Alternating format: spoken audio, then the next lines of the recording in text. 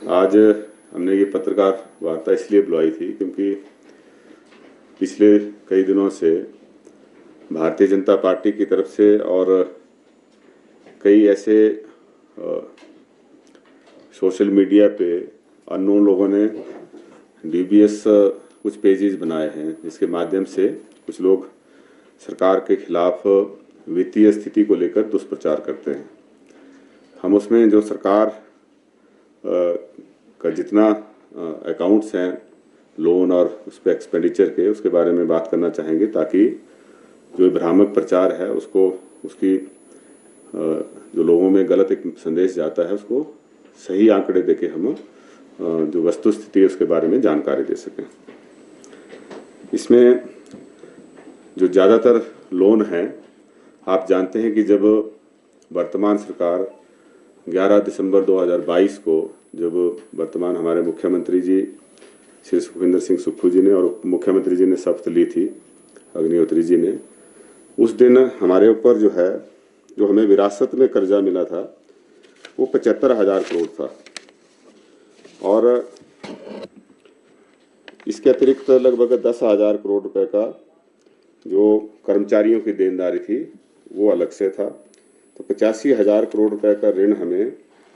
जो है वो विरासत में मिला है। लेकिन हैरानी इस बात की है कि जो लोग इसके लिए जिम्मेदार हैं वही जो है आज लोगों में ये साबित करना चाहते हैं कि वर्तमान सरकार जो है इसके लिए दोषी है और अपने आप को उस पाप से मुक्त होना चाहते हैं, जबकि वो पाप उन्होंने किया है वित्तीय कुप्रबंधन करके और इसकी जिम्मेवारी उनकी बनती है। तो वर्तमान सरकार जो बेहतर कर सकती है, माननीय मुख्यमंत्री श्री सुक्खू जी के नेतृत्व में उन्होंने वित्तीय अनुशासन लाते हुए कई ऐसे सख्त फैसले लिए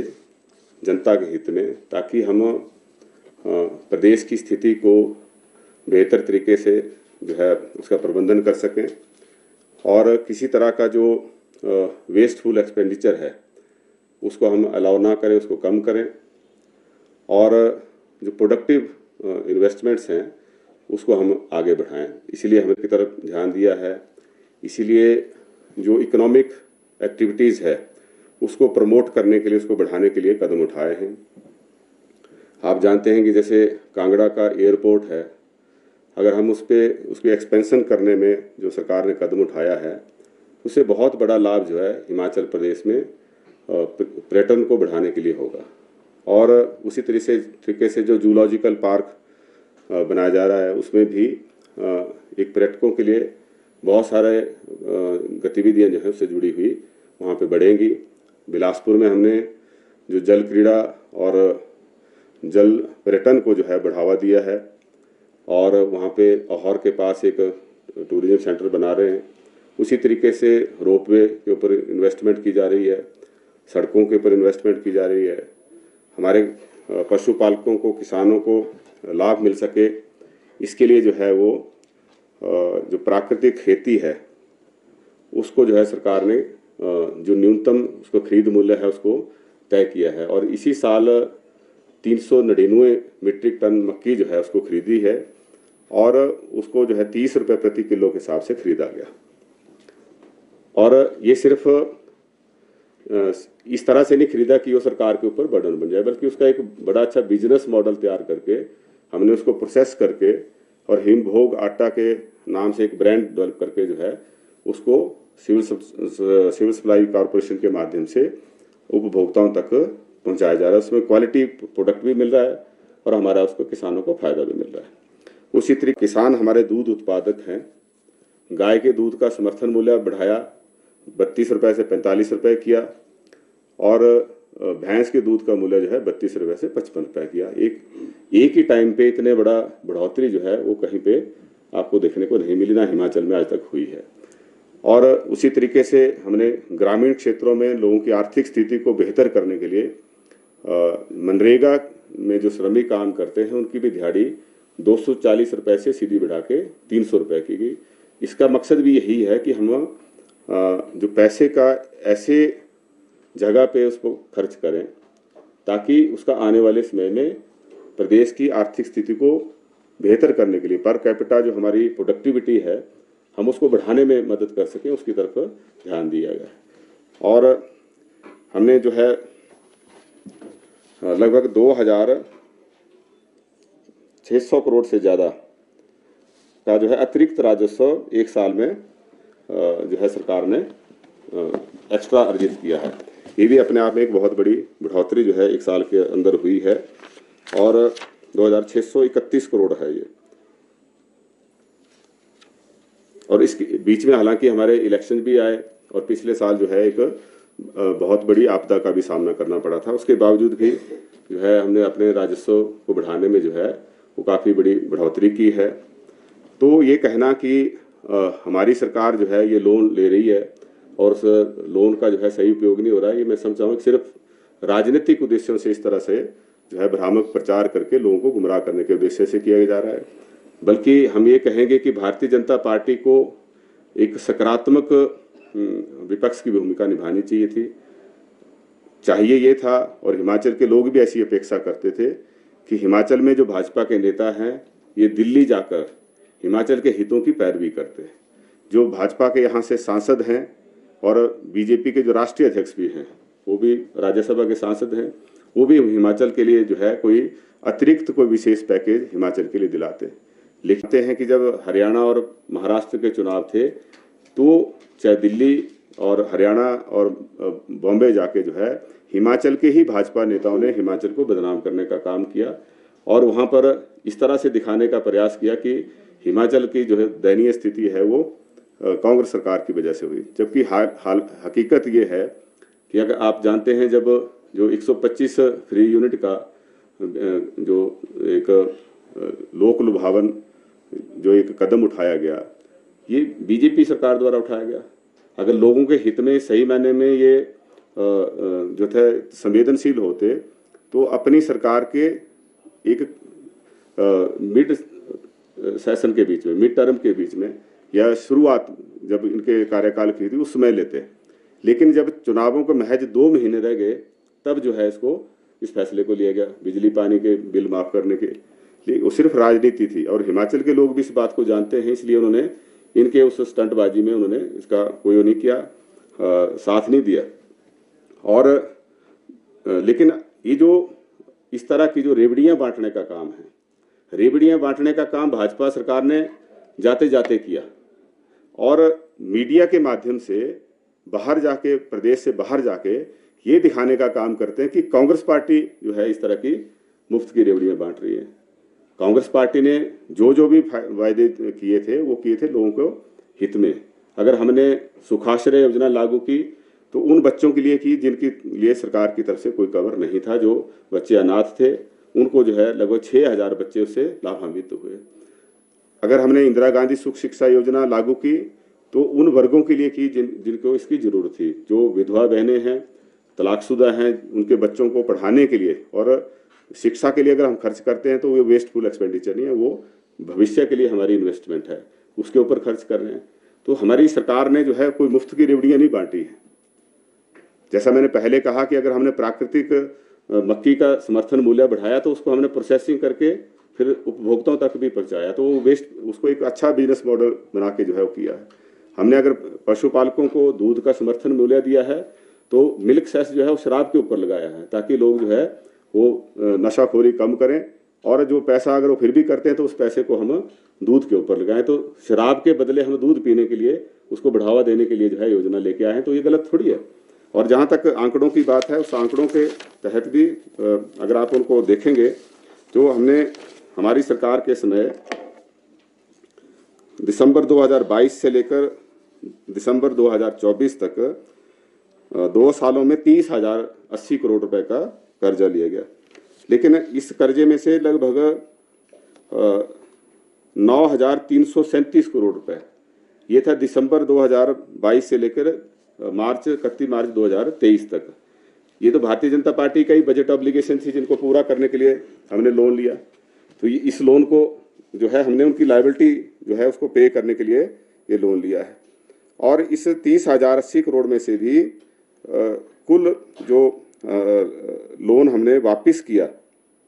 उसमें प्रिंसिपल अमाउंट है 7,264 करोड़ रुपए, और जो टोटल इंटरेस्ट इस पे हमने पे किया है लोन पे, यह है 11,590 करोड़ रुपए। ये कुल जो है 18,854 करोड़ रुपए। तो जितना हमने लोन लिया उसका 63% से ज़्यादा पैसा जो है हमने जो पुराना लोन था उसकी किस्त वापस करने के लिए और जो उसके ऊपर ब्याज था उसको वापस करने के लिए ऊपर खर्च किया है जी। 9,337 करोड़ रुपए का जो आंकड़ा दिया, ये वो लोन है जो हमने, हमारी सरकार बन गई, लेकिन जो वित्तीय वर्ष था वो जो बजट भारतीय जनता पार्टी की सरकार ने अंतिम वर्ष में प्रस्तुत किया था,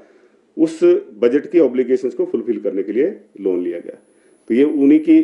बजट के ऑब्लिगेशन को फुलफिल किया गया है। तो ये कहना कि हमने अब लोन लिया, तो ये लोन को सरकार, कांग्रेस सरकार ने रेवेन्यू बांटने के लिए नहीं लिया है, उनकी जो लायबिलिटीज थी उनको क्लियर करने के लिए लिया है।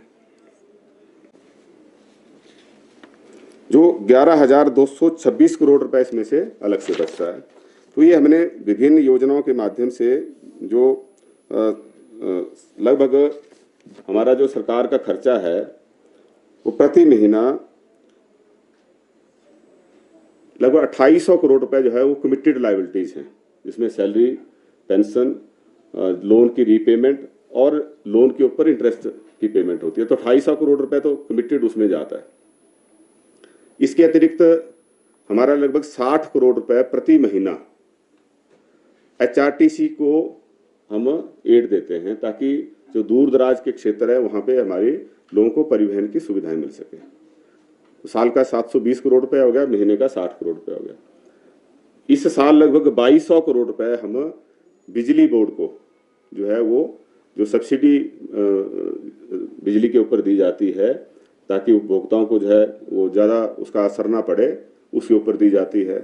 और 120 करोड़ रुपए जो है वो हमारा सामाजिक सुरक्षा पेंशन, जो 8 लाख से ज़्यादा जो है हमारे सामाजिक सुरक्षा पेंशनधारी हैं, जिनको हम 120 करोड़ रुपए प्रति महीना, हालांकि हर 3 महीने बाद उनको पेंशन दी जाती है, तो 3 महीने में 360 करोड़ रुपए जो है उसमें जाता है। और इसके अतिरिक्त जो हमारे जैसे नाबार्ड से हम लोन लेते हैं, एक्सटर्नल एडेड फंड हैं, या जो स्पेशल सेंट्रल असिस्टेंस मिलती है, इसमें लगभग 4700 करोड़ रुपए इसमें मिला है, लेकिन उसमें हमें मैचिंग ग्रांट भी देनी पड़ती है, तो वो पैसा इसमें अलग से जाता है। और इसके अतिरिक्त हम ये आपके ध्यान में लाना चाहते हैं कि जब पिछले साल हमारे यहाँ पे एक बहुत भारी आपदा आई, लोगों ने उसमें बहुत बड़ा कंट्रीब्यूशन CM रिलीफ फंड में दिया, जो मुख्यमंत्री आपदा राहत कोष बनाई, उसमें आज तक का सबसे ज़्यादा दान जो है उसमें दिया गया। तो लोगों ने तो सहयोग दिया, लेकिन केंद्र सरकार ने हमारा कोई सहयोग नहीं किया। जो केंद्र सरकार द्वारा तय मानक हैं उनके तहत जो पोस्ट डिजास्टर नीड असेसमेंट के आधार पे हमने लगभग 9,200 करोड़ रुपए के क्लेम फाइल किए, जो भारत सरकार के ही नियम हैं। भारत सरकार के अधिकारियों ने यहाँ विजिट किया, उनके उस पर फाइल किए गए, वो आज दिन तक हमें नहीं मिले हैं। तो ये हमारे साथ सरासर अन्याय है, और हमें मदद करने की बजाय जो भारत सरकार के तय नियम हैं उनके तहत भी हमें जो है इसमें सहायता नहीं मिली है। और इसके अतिरिक्त जो NPS का हमारे लगभग 9,000 करोड़ रुपए जो है वो केंद्र सरकार के पास पड़ा है, वो भी हमें वापस नहीं मिला, क्योंकि हमने OPS लागू की। OPS लागू करने की वजह से एक तो हमारे ऋण में कटौती कर दी लगभग 1,600 करोड़ रुपए की, और जो NPS का पैसा है उसको भी भारत सरकार ने होल्ड किया है, वो हमें तुरंत जो है उसको रिलीज करना चाहिए। इसके अतिरिक्त जो रेवेन्यू डेफिसिट ग्रांट है, भारतीय जनता पार्टी की जब सरकार थी तो रेवेन्यू डेफिसिट ग्रांट 2021-22 में जहां 10,249 करोड़ रुपए मिली, वहीं पे जो हमारा 2025-26 का जो वित्तीय वर्ष है इसमें महज हमें 3,257 करोड़ रुपए मिलेगी। ये क्योंकि टेपरिंग उसमें था, लगातार जो है ये कम होता गया 21-22 से लेकर इस साल हमें ये जो मिला है ये 6,258 करोड़ रुपए मिला है, और अगले साल ये बहुत ज़्यादा कम हो जाएगा। तो ये जो RDG ग्रांट है इसकी वजह से भी हमें बहुत ज़्यादा नुकसान जो है हिमाचल प्रदेश को हो रहा है। लेकिन हम भारतीय जनता पार्टी के जो नेता हैं उनसे आग्रह करेंगे कि भाई आप अगर हिमाचल की मदद नहीं कर सकते हैं, हिमाचल के हितों की पैरवी दिल्ली में नहीं कर सकते हैं, तो कम से कम हिमाचल को बदनाम करने का जो आपने अभियान छेड़ा है इसको बंद करें और लोगों का सहयोग देने की कोशिश करें और सरकार के साथ खड़े हो। हमने बार बार कहा है, मुख्यमंत्री जी ने भी हाउस में भी कहा था कि दिल्ली अगर आप जाने के लिए तैयार होते हैं तो हम आपको साथ ले जाएंगे, लेकिन वो तो साथ देना तो बड़े दूर की बात है, लेकिन उल्टा जो है ये दुष्प्रचार का जो अभियान चलाया है जो निंदनीय है, इस पे इनको परहेज करना चाहिए, ऐसा मैं जरूर आपके माध्यम से उनसे कहना चाहूँगा। हमने जो हमारी सरकार ने एक जो गारंटियाँ दी थी, उन गारंटियों में भी हमने 5-6 गारंटियों पे जो है वो काम करना शुरू किया है, चाहे वो ओपीएस की बात थी या उसके बाद इंग्लिश मीडियम में शिक्षा देने की बात थी,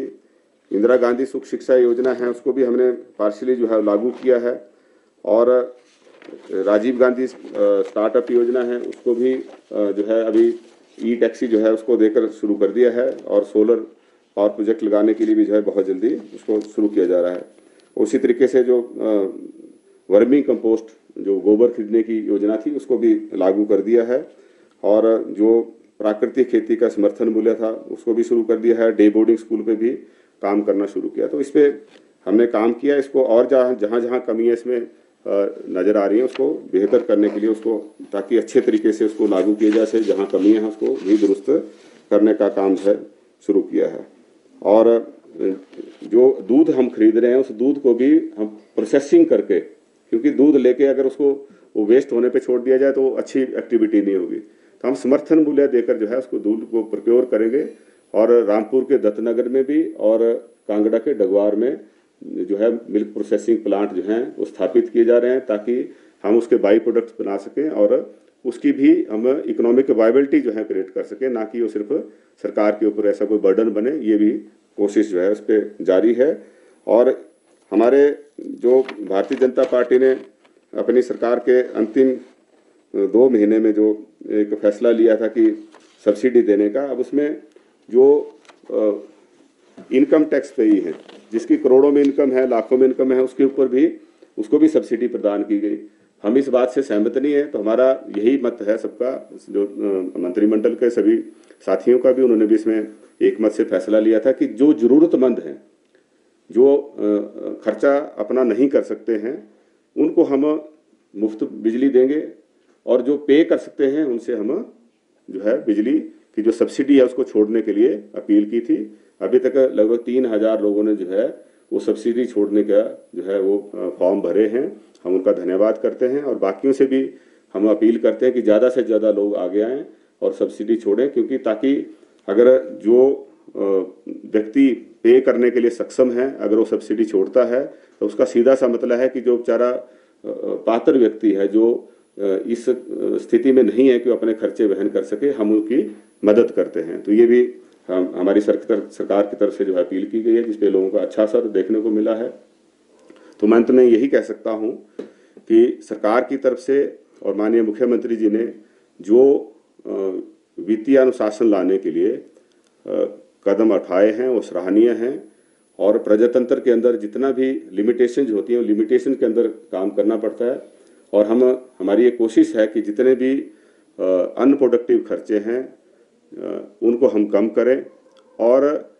हमारी जो इन्वेस्टमेंट है वो कैपिटल एक्सपेंडिचर पे ज़्यादा हो, इकोनॉमिक एक्टिविटीज़ को बढ़ाने के लिए ज़्यादा हो, ताकि हम आने वाली पीढ़ियों के लिए एक अच्छी लेगेसी छोड़ के जाएं और हिमाचल प्रदेश आत्मनिर्भर बने, हिमाचल प्रदेश खुशहाल बने। इस सब के लिए जो है हम कदम उठा रहे हैं, और इसी के लिए सारी आप सबका जनता से सहयोग वांछित है। धन्यवाद।